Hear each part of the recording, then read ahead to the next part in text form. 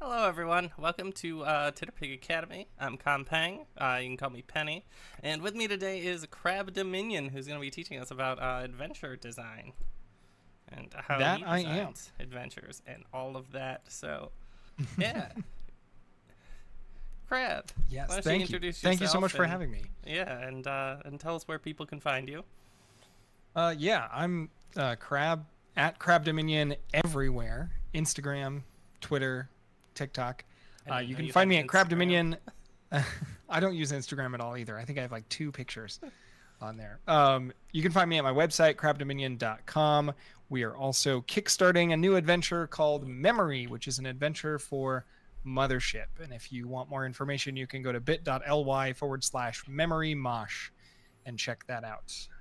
Because I think it's pretty cool. I'm biased, but I think it's pretty good. Yeah, so Crab here has designed a number of adventures for a few different games, so I thought he would be a good person to bring on here to talk about adventure design for people who want to either publish their own adventures or are simply designing adventures for their players at home. Yeah, so why don't we get started? We have a bunch of questions from Discord and from Twitter, and let's find a good basic one here. Of Yeah, what do you think are the essential components of an adventure? Like how would you break down an adventure into like what the most important bits are? Ooh, okay. That's a very good question. I think the most important parts of an adventure is not necessarily as specific as like the NPCs or the setting or whatever. It's only the parts that are actionable. I've been watching Fargo, the FX spin-off of the movie Fargo, and all of the characters and all of the information presented in that show are specifically actionable so that the characters can do specific things with those. They're kind of hanging tags, threads that you can pull that are going to push things forward. So I think whether you're playing at the table or you want to get stuff published, the most important thing to do is make uh, threads that hang, and when you pull them, fun things happen. Is that a good answer? That I question? I think it's good. I think it's a good answer. I think it works. Yeah, so I think that leads into another question that was asked by Victor at This Is Victor, and pretty much all social media. I think he only uses Twitter and TikTok, but that's not the point.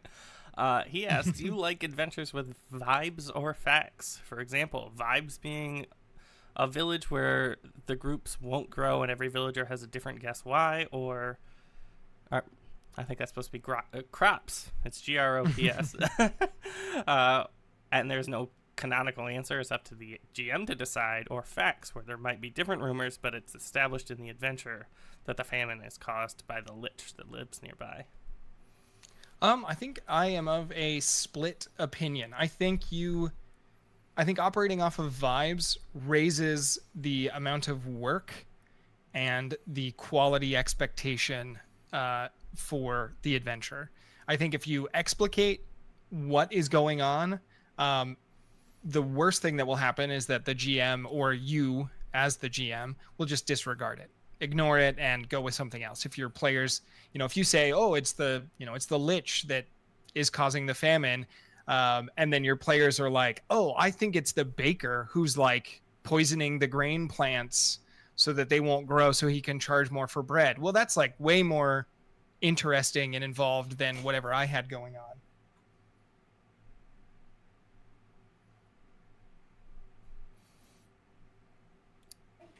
Sorry, I have a Yeah. 5-year-old who wants to chat with me.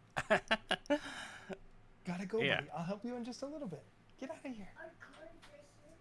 Oh, Yeah, I get it. oh, I, it's I okay. totally Oh my understand goodness. that. That's twice now that he's just barged in. He doesn't usually do that. That's funny. But yeah, like I think if you're going with facts, they need to be, or they can be, very changeable based on what's the most interesting. Um, I think that if you're going off of vibes, it has to be compelling that there's not an answer. A few days ago, I released an adventure called "A Man Was Killed in Reveshire" for the Cairn, uh, a town, a forest, a dungeon jam, I think is what it's called. And in it, a murder has happened and nobody is responsible. There's evidence that anyone could have done it in this little village. And part of that is because who actually killed him is not important.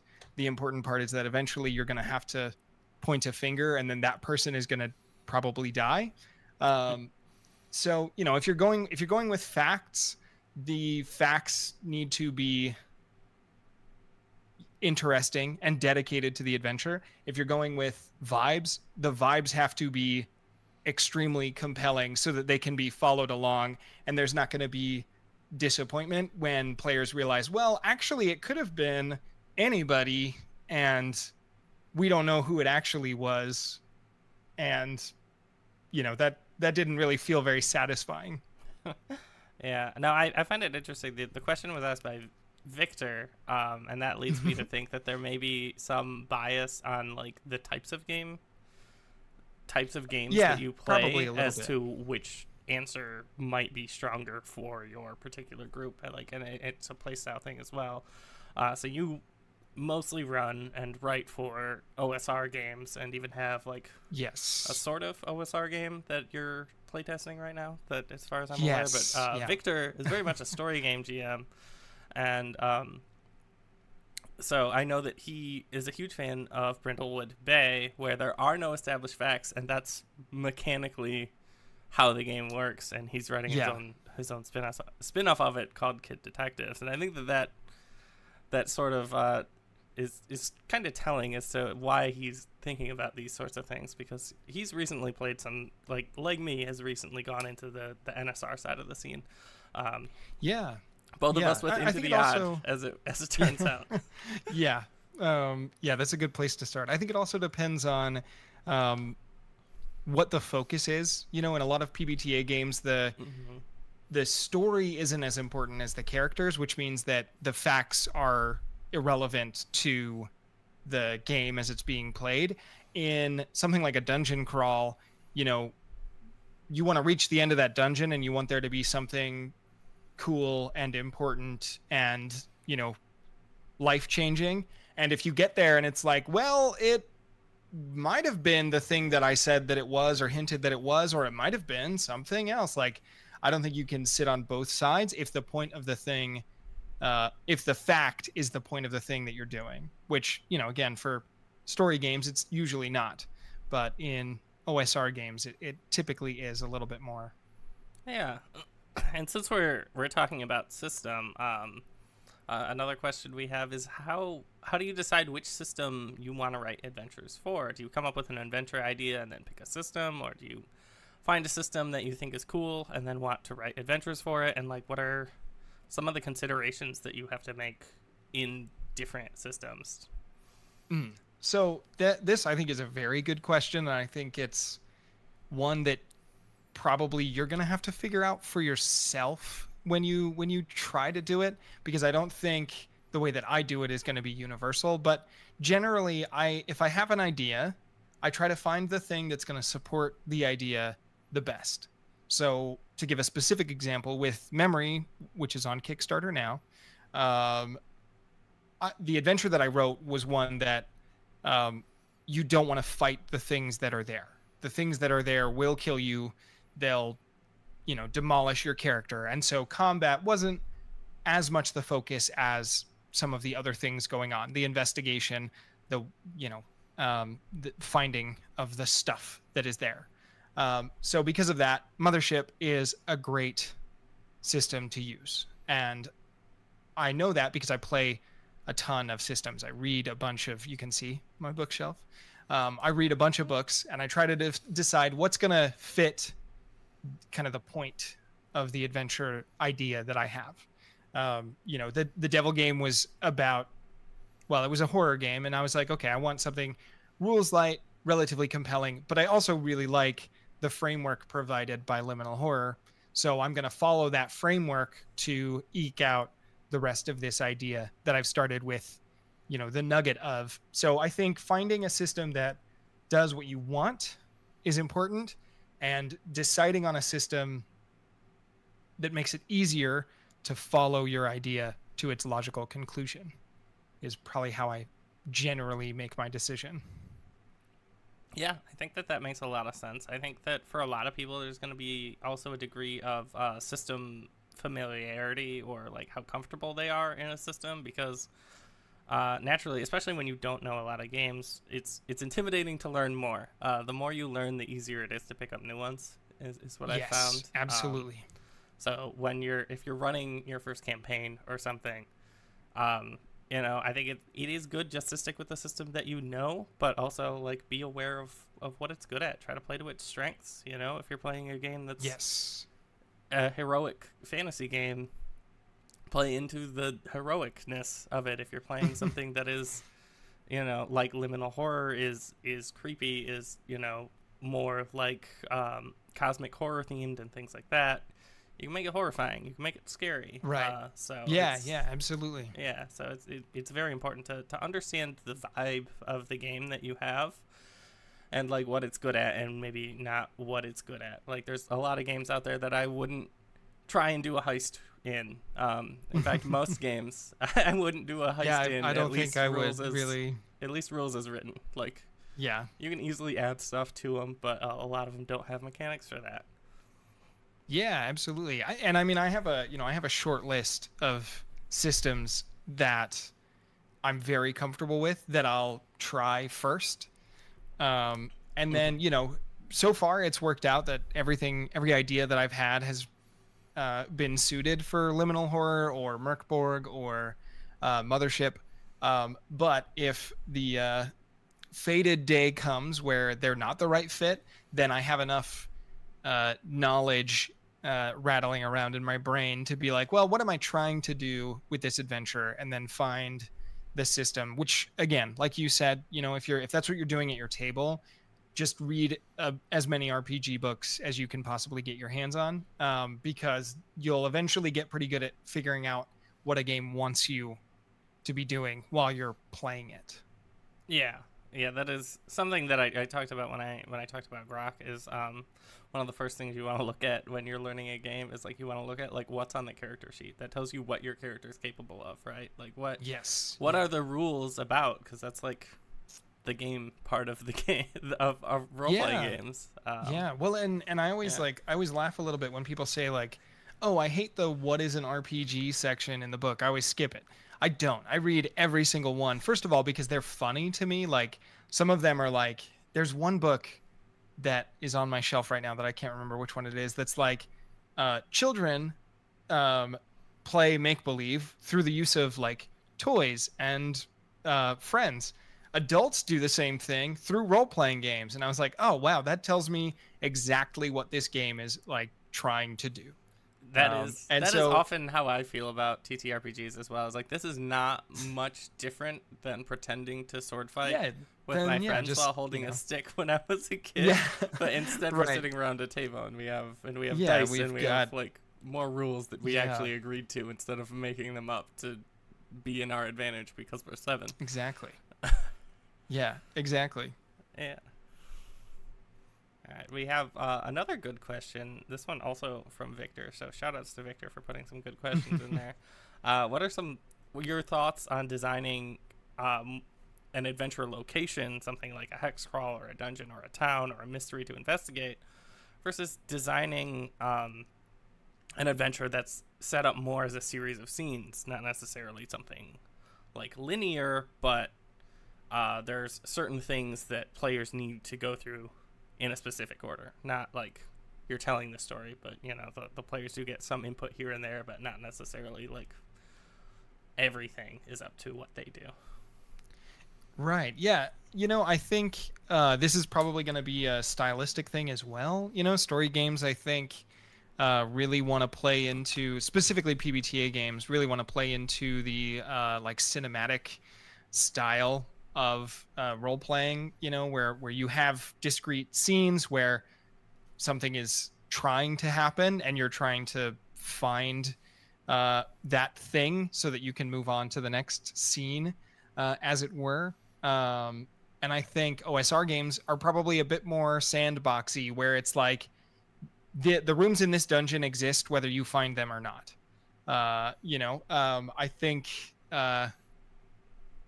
I think that might be in this like OSR holy text called the Principia Apocrypha.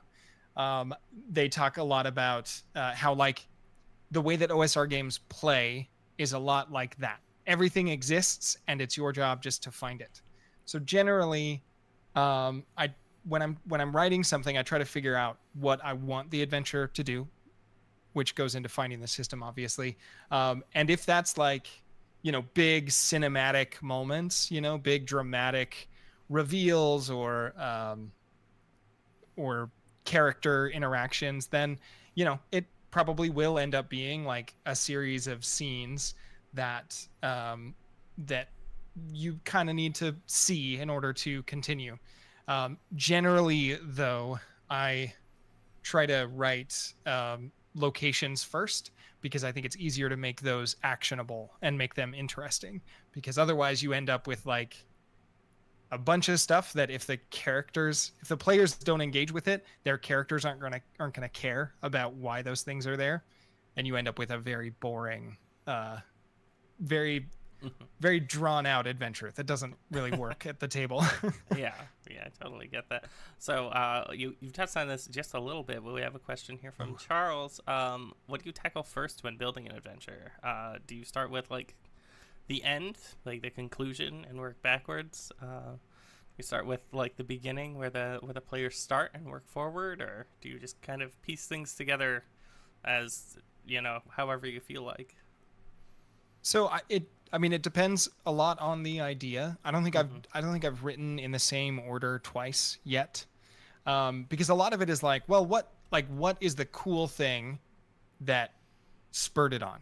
What did I think would make a cool adventure? Let me write that first. So sometimes that's, oh man, it would be cool if there was this like teenage influencer who is, the classic traditional influencer willing to do anything to get famous. I'm going to start writing that, and then I'm going to work backwards and forwards in logical steps from there until it's done. Sometimes I'll write quite literally just from the beginning to the end.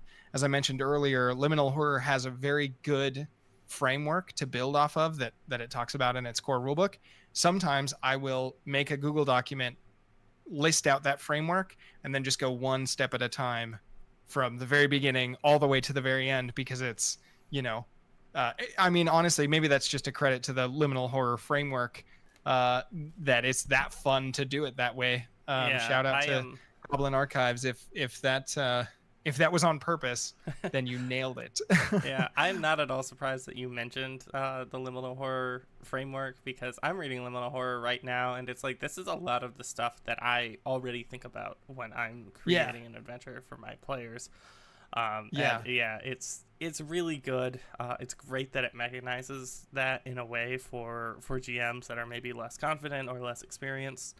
Because a lot of us are like, absolutely, we're already doing this stuff, right? Like, and that's kind of how it feels like when you find a game that clicks. It's like, oh, that's not how everyone does this. No, this works exactly the way that I already do. Right, it's like this, everything. Yeah, this game's perfect for me because it does all the things that I was already doing that I added to this other game I was playing. For sure. So it really depends on like adventure to adventure. It's always a little bit different. I think I generally just kind of chase the excitement. So whatever sounds like a fun thing to work on, which is the answer to another question that we have coming up. But I'll expand on that in a little bit. Not to jump ahead. I was just gonna bring that question up. Actually, this is from Run DMG on Twitter. How does your creative process start, and where do you draw inspiration from? That was not the question that I was thinking of, but that is also a very good question that deserves an equally good answer. Generally, before I ever started writing adventures, before I started playing RPGs, I was a movie guy. I would watch I would just find something that sounded interesting and watch it. At the dawn of Netflix streaming, it was like, my heaven because it was a bunch of weird stuff that I had never heard of, that I didn't have preconceived notions about its quality, so I could just hit play and let it go. And that has continued even as I started playing and writing RPGs, to be, I'm just going to consume as much media as physically possible and then retell it poorly in terms of accuracy, so that that way I can get something fresh and new and interesting out of it. Every adventure that I have written so far has been very heavily based on something that already exists, that I've been like, that's a cool idea, but what if it was like this instead? Which, if you've ever read Steal Like an Artist by Austin Klein, however you say his last name, it's pretty much that for like 60 pages. Like, consume media and then spit that media back out in different shapes, in new and interesting ways. That's pretty much my creative process. From a lot of creative people, there's no such thing as an original idea, so don't be afraid to just like heavily base your work on stuff that's out there, because your interpretation is going to be new and different, because it's going to be from your experiences, and it's going to be from your perspective of what that story meant to you. Yeah, exactly. And in the case of running a TTRPG, the players are like, even if you're directly ripping something, they're gonna take a while to pick up on it, and if they do pick up on it, they're probably gonna be delighted because they either they're fans or they're either they're fans and they love it as much as you do, which means they'll be excited to see how it plays out, or they're not fans and they just want to know what you're gonna do, even though they're probably from if I ran the Lord of the Rings in Forbidden Lands, like, you'd know what was coming next, but you wouldn't know how you would react to what was coming next, or like your character would react to what's coming next.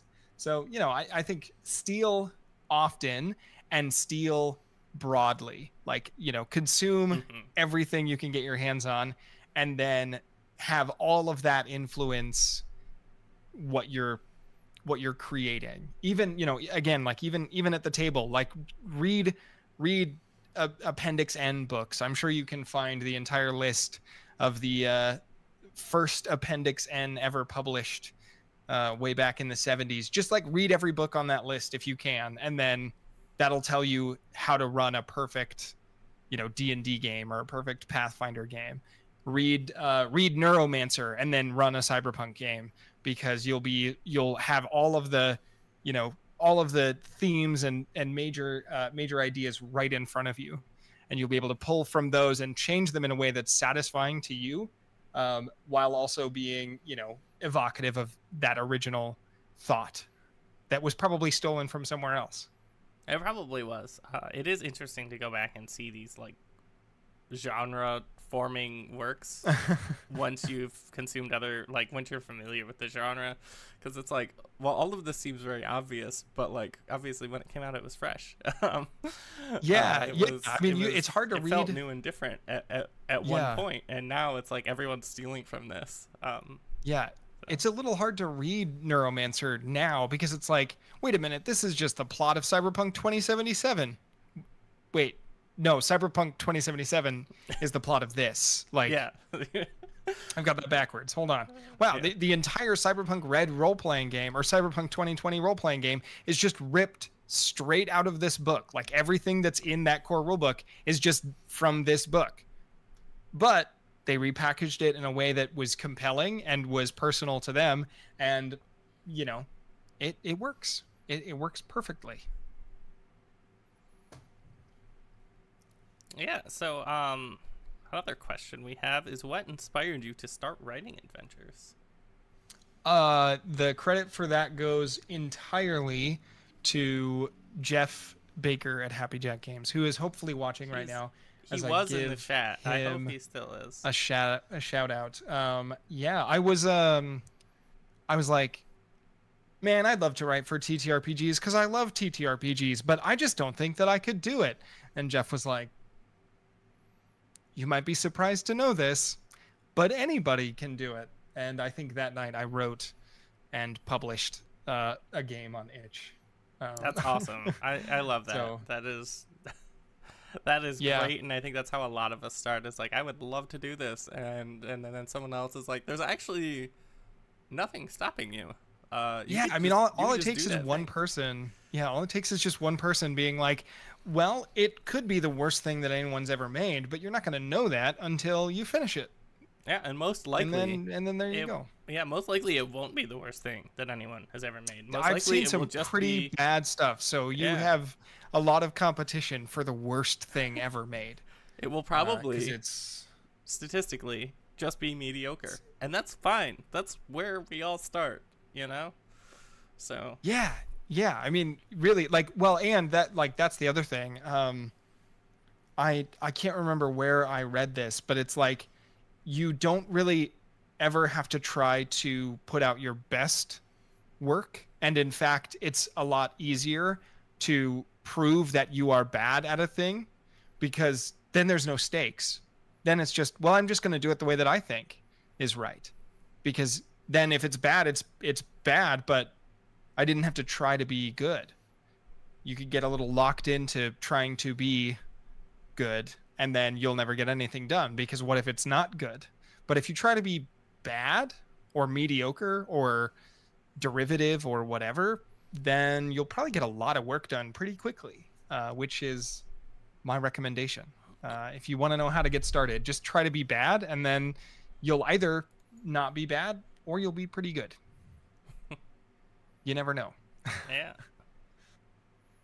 So you touched on this in getting a surprising amount done of so Happy Jack Games on Twitter. So that is once again Jeffrey N. Baker asks, how do you write so many adventures so quickly?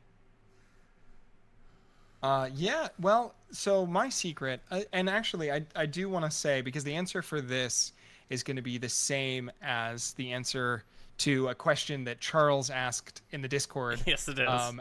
How do you stay focused on creating an adventure and not jumping around to like 3 projects at once? So I said earlier, like, I like to chase the excitement of creating, which I think is also in the book, How to Steal Like an Artist. I don't know of anyone who's only working on one project at a time. And if you are that person, introduce yourself to me so that I can gawk at you like the bizarrety that you are, because I probably have absolutely a unicorn if that's you. Yeah, like how? I just don't get it. Yeah, like, I mean, I probably have like 5 or 10 projects going at once. Certainly that many ideas floating around that I'm like, oh, you know what would be really cool is if I did this, and then I don't write it down and I forget about it until it's time for me to sit down at my computer and I go, hey, I had an idea about whatever. So my secret is I constantly have 3 or 5 things that float around like 70% done, so that way when the inspiration strikes, I can just sit down and knock it out and get it done. And that ends up translating to it seeming like I get work done really, really fast, because it's like, hey, I just finished procedural rules for OSR games. It's called Brigand and it's out now. And then the next day, hey, I just finished an adventure called A Man Was Killed in Reveshire. But in actuality, like, I've been thinking about and considering Brigand for like 6 months, and I've just been trying to figure out how things would work before I put it down on the page. And then when the inspiration struck, bam, there's 3,000 words or whatever.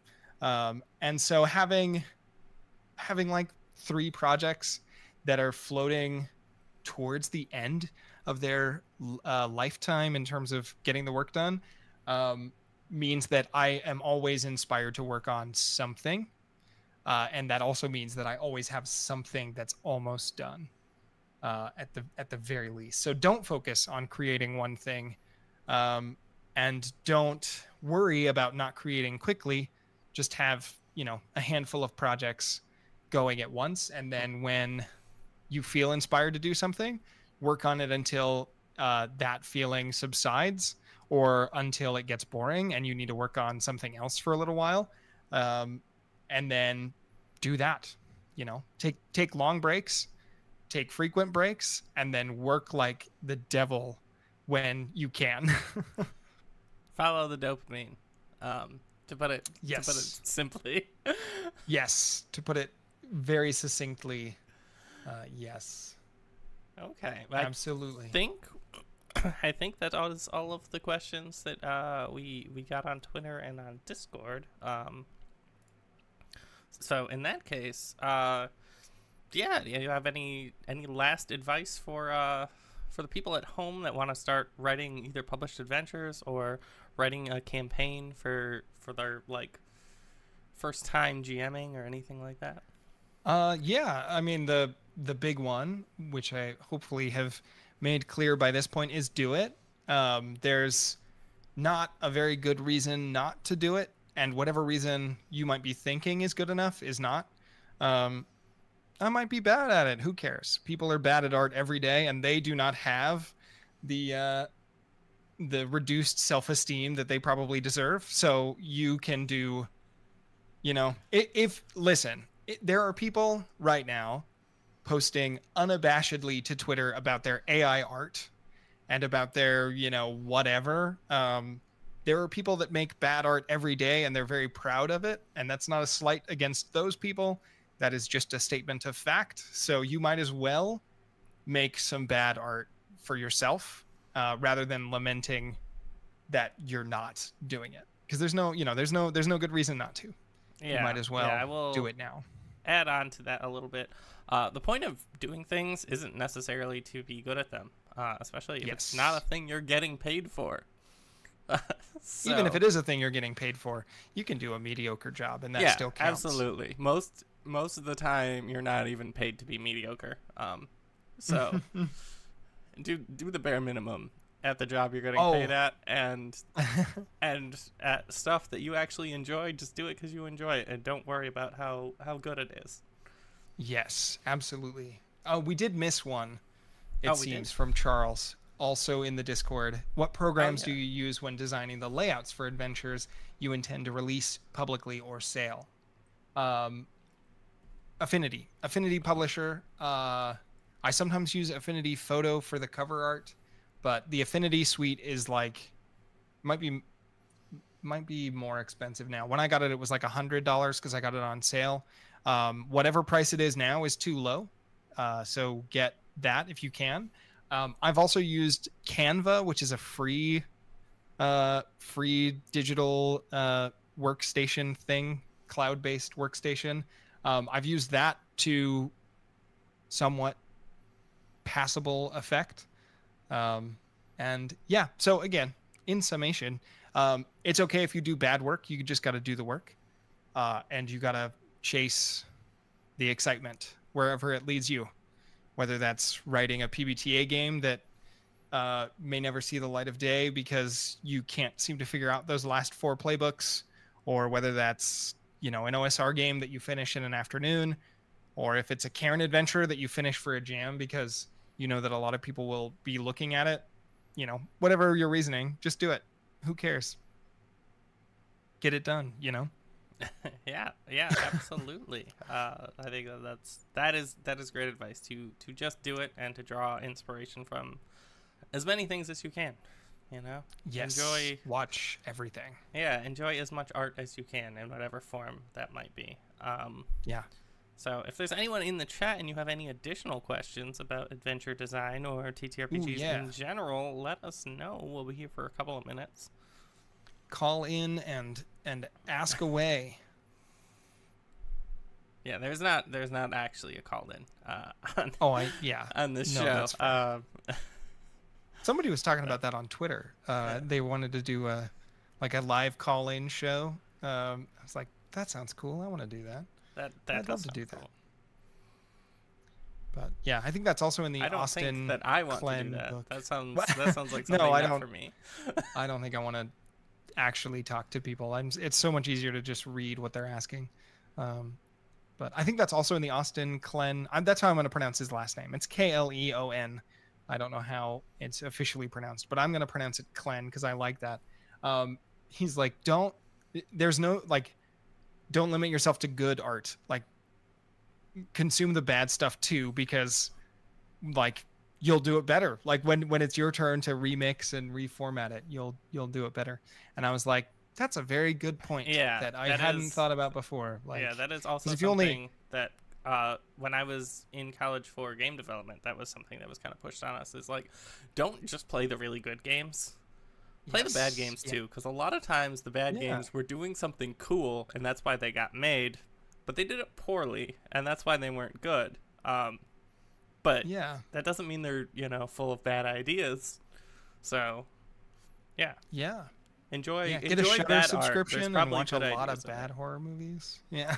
Bad horror movies are some of my favorite things. Bad movies in Bad general. horror movies are great. And there are so many on Shudder. Oh my goodness, that $6 has paid for itself, and then some. Because I'm like, I'm writing an adventure about a ghost ship, and there's a movie on Shudder that is about a ghost ship. I'm gonna watch that movie, and then it's not very good, and then I'm like, there's some cool stuff in there that I'm gonna steal. But yeah, Yeah, well, absolutely. I it think. seems like we're a little Yeah. dry on the old question front. Okay, so yeah, Which before is we all right by before we me, close but- things out, first of all, I'm Penny Lescoach. You can find me at Penny Lescoach on pretty much everything. I'm mostly here, TikTok and Twitter, and with me is Crab Dominion. So Crab, go ahead and plug all your stuff one last time before we close this out. Yes, I am at Crab Dominion everywhere that matters. You can find me at crabdominion.com. We've got some new stuff up on the store that you should go check out. bit.ly/memory mosh if you want to back the Kickstarter that we have running right now for this mothership adventure. And you can also find me on Patreon at Crab Dominion if you want to get early access to all of my adventures before they're officially released. You can find them there as well. So. Okay. Is that everything? And I think that's everything. Yeah, so we are both part of a Discord called Titterpig Academy, where we teach people TTRPGs. So go ahead and join that. The link is in the chat, and if you're watching this on YouTube, the link will be in the description. All right. So we're gonna head out. Hope everyone has a good night and that they enjoyed this basically info dump from Crab about art and TTRPGs. Oh my gosh, yes. Apologies for the shambling chat, but that was fun. I had a lot of fun. Thank you so much for having me, Penny. Much appreciated. Yeah, absolutely.